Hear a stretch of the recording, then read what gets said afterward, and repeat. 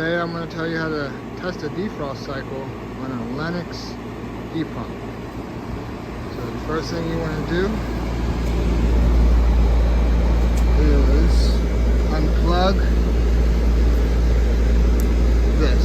This is the thermostat. You will see it on the back of the door.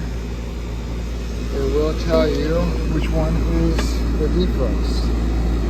So defrost thermostat, you fire that up on the board, you unplug those two wires, DF. Then you want to jump them. After you jump them, you take a screwdriver like this and you put it in between the test pins. And there she goes, defrost mode.